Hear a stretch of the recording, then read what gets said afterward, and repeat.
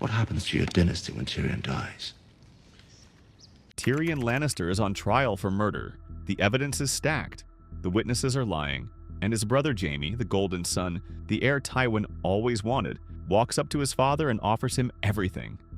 He'll leave the Kingsguard. He'll go to Casterly Rock. He'll become the heir, father children, continue the dynasty. 20 years of begging condensed into one desperate deal. All he asks is that Tyrion lives, and Tywin says one word. I'll leave the Kingsguard. I'll take my place as your son and heir if you let Tyrion live. Done. Watch Charles dance when he delivers that line. There's no hesitation, no flicker of relief that his son might be spared, no gratitude toward Jaime for the sacrifice. Dance plays the moment like a man completing a transaction, not a father hearing his son's plea. And that single performance choice tells you everything the show has been building toward for 4 seasons. Tywin Lannister doesn't see people, he sees pieces. And the moment one of his pieces lands where he wants it, the game moves on. To understand why that scene matters, you need to see the pattern behind it. Because Tywin didn't just treat Jaime and Tyrion this way, he treated everyone this way. And once you see it, every scene he's in reads differently. Start with the Mountain. Gregor Clegane isn't Tywin's soldier, he's Tywin's weapon. After Catelyn arrests Tyrion in Season 1, Tywin doesn't respond with diplomacy. He sends Gregor to burn the Riverlands to the ground. Villages razed, farmers slaughtered, women and children killed in their homes. Not because the Riverlands were a military threat, but because terror is cheaper than war, and Tywin understands that better than anyone. During Robert's Rebellion, Tywin sent Gregor to deal with Princess Elia and her children, Rhaegar's babies, a toddler and an infant. They were killed on Tywin's direct orders. Tywin later claimed he didn't specifically order what happened to her. He just sent the most violent man in Westeros to do the job, and didn't bother mentioning she should be spared. That's not plausible deniability. That's the point.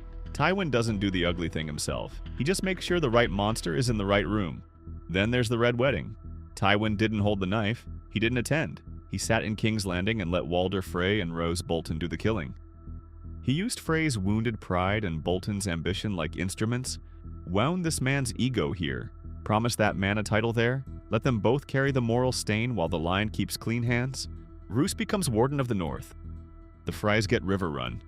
Tywin gets a war ended without losing a single Lannister soldier.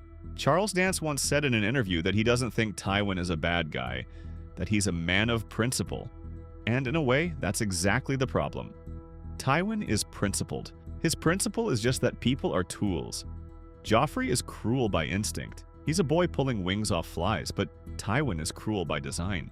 Every atrocity is calculated, measured, and justified with a sentence about legacy or family or the way the world works. And that distinction is what makes him the most dangerous person in the show. Because you can stop a madman. You can't argue with a man who's already done the math. If this kind of deep dive is what you come to YouTube for, I'd appreciate it if you hit subscribe. I'm trying to reach 1,000 subscribers, and every single one of you gets me closer. Now, let me show you how that one word exposed everything. Because when you watch Tyrion's trial knowing what Tywin is, it stops being a trial. It becomes a trap. And every person in that courtroom is either a piece being moved or a piece being sacrificed. Season 4, Episode 6, The Laws of Gods and Men. Tyrion's trial is one of the best written sequences in the entire show, and the reason it works so well is that D&D structured it so the audience feels the betrayal in real time. Every witness is someone Tyrion helped. Every piece of evidence is a moment of kindness twisted into proof of guilt. The system Tyrion served his entire life, the family he defended, the city he saved, is the system that's now destroying him. That's not just plot, that's thesis. And sitting above it all, presiding like a man reviewing paperwork, is Tywin. Charles Dance barely moves in this scene. He doesn't need to. His stillness is the performance. While everyone else in the room is lying, scheming, or breaking apart, Tywin is perfectly calm. Because he's not watching a trial. He's watching his plan unfold. Think about what he actually did. Tywin needed Jaime out of the Kingsguard and back at Casterly Rock. He'd wanted this for 20 years, but Jaime refused every time, out of stubbornness, out of his love for Cersei. Tywin needed leverage, and Tyrion's murder trial gave him exactly that. Tyrion's life was never the point. Tyrion's life was the pressure. Tywin needed something Jaime valued enough to trade his entire future for, and a death sentence was the perfect tool. Confess, take the black. The family moves forward. One son at the rock, one son at the wall. The Lannister legacy secured for another generation. And then there's Shae. The woman Tyrion loved, the one genuine relationship he had, sitting on the witness stand, turning every private moment they shared into evidence of treason. Tywin found her. Tywin put her there. He took his son's most intimate vulnerability and weaponized it in front of the entire court. Watch Peter Dinklage in this scene. I know that he's guilty. While Dance's marble, Dinklage is cracking in real time. You can see the moment Tyrion stops hearing the words and starts seeing the architecture. The way every piece of his life has been arranged by people who never saw him as anything more than a problem to manage. The contrast between the two performances is the entire argument of the show. One man feels nothing, the other feels everything, and the man who feels nothing is the one running the board. The deal is set. Tyrion is supposed to confess, plead guilty, take the black. Every variable is accounted for. And then Tyrion does the one thing Tywin's math didn't include. He refuses to be a piece anymore. What comes next is Dinklage's best performance in the entire show. Tyrion stands up in that courtroom and lets decades of rage pour out. He's not defending himself against the murder charge. He's indicting every person who ever treated him as less than human for the crime of being born a dwarf.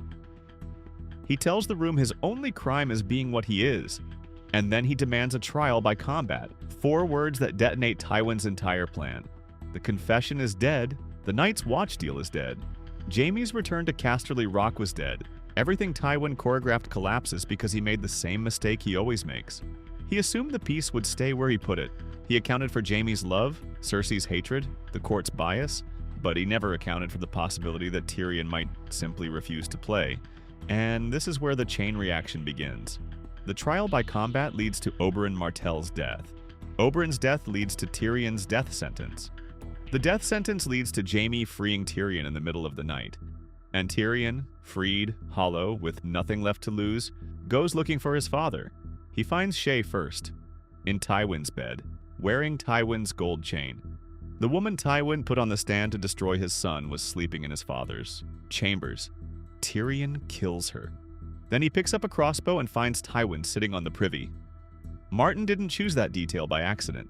Tywin Lannister, the man who spent his entire life controlling how the world perceived the Lannister name, dies in the most undignified position imaginable. No battlefield, no throne room, no final speech about legacy. Just a man on a toilet, killed by the son he never counted as a person, holding a weapon meant for hunting animals. The man obsessed with how the story would be told gets the worst ending a story can give. Tywin spent his life building a dynasty. Every war, every alliance, every person he crushed, all of it was in service of the Lannister name.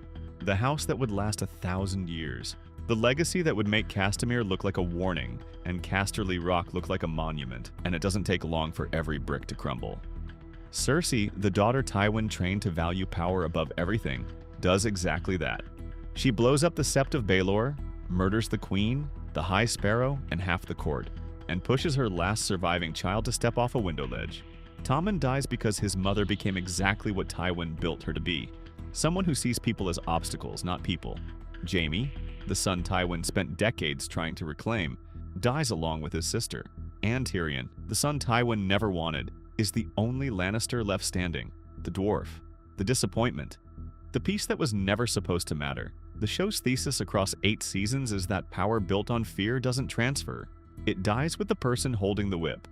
The Starks lost everything, their home, their father, their mother, their innocence, and they rebuilt because Ned Stark didn't raise pieces. He raised people, people who fought their way, back to each other not out of obligation or fear, but because they loved each other. Tywin could never build that. He didn't know how, and it's the only thing that lasts. Tywin Lannister's greatest strength was seeing people clearly, but he never once saw them as people. And that's not just what killed him. That's what made sure nothing he built survived him. If you made it this far, thank you for watching. See you next time.